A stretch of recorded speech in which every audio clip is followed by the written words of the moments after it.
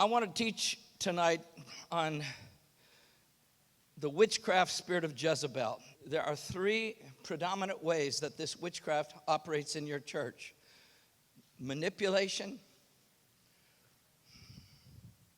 intimidation, like the associate that says, if you don't do it this way, I'm leaving, or the man that has more money than any of the other elders.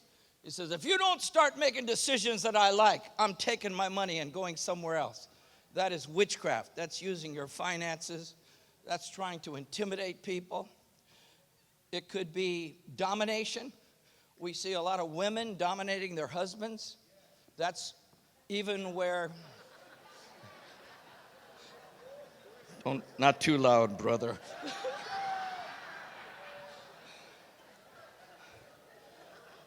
But we will share here, too, that witchcraft cannot operate when you've got a strong authority figure. It took Ahab to be wimpy and milquetoast and to let Jezebel take over. And if you become a milquetoast and you keep saying it'll get better, when God has put you in authority to take care of it and to deal with it, then God will let that spirit take you over and destroy everything around you. All right, now I'm going to just tell you real quick about one of my friends that is back east. He's got a faith church. I went to his church in Michigan, and he said there was a lady in his church that was going to a prophetess who was not committed to any church, but she was pulling intercessors out of a bunch of different churches, and she was predominantly pulling intercessors out of other churches and telling her that she would teach them how to get into deeper intercession. And she was very controlling. She promised they would have special authority, there would come financial rewards, and she gave them these big flattering, now realize, a Jezebelic spirit will flatter you and puff you up, trying to get you to think they are the best prophet you've ever heard. And she used all these flattering words to gain their loyalty, literally. And her group of women literally became bewitched and blinded, because when we talk about witchcraft, Paul was dealing with this when he spoke to the Galatians, and he said, who has bewitched you? Galatians 3:1. And the word bewitch means in the Greek to smite or to blind the eyes. So when somebody is bewitched, their spiritual eyes are blinded, and they might take it as a true word from God, but it's a blindness that's letting the enemy come and take over their life. I'm telling you, Paul didn't like that, because they had begun in the spirit and they were letting Jesus be exalted, and suddenly these bewitching people came in and they began to draw attention to themselves. So again, bewitch in the Greek means to smite or to blind the eyes. Galatians 3:1, who has bewitched you? Well, the women would praise and dance God in wild abandon, sometimes for hours, until they fell in exhaustion. And then they would start prophesying to each other crazy and dangerous things. They would puff each other up and flatter each other. This pastor I'm talking about, his name was Pastor Dave. She prophesied to his head intercessor that she was called by God to be Dave's replacement, and that she would soon be the new pastor of the church. And somebody taped what she said, and Pastor Dave heard it. Dave was not happy when he heard that this intercessor, who was becoming more and more rebellious against him, because she was being infected by this Jezebel spirit, that she had been deceived. And he began to deal. Now, this is what you have to do. He called the intercessor in and dealt with her and wanted her to repent of going to these meetings and for telling other people that she would soon be the pastor of the church.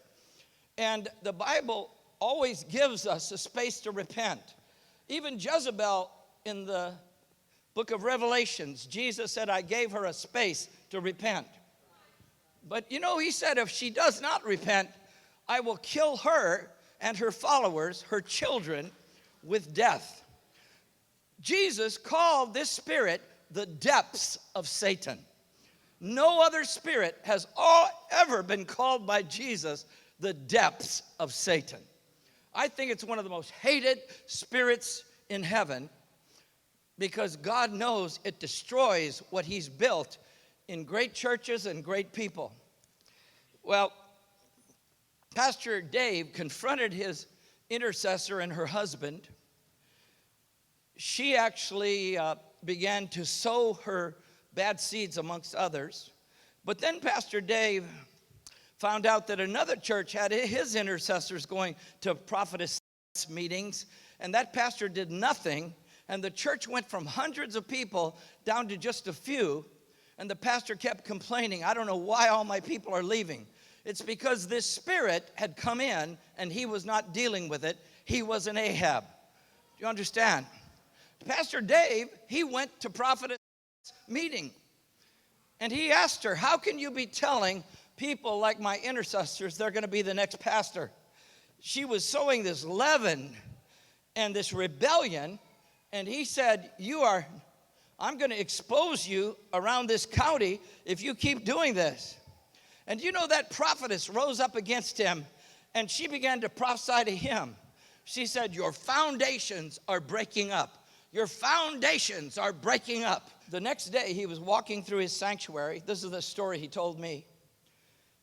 And he got dizzy, and it actually seemed like the whole church started swaying and seemed to be breaking up like in an earthquake.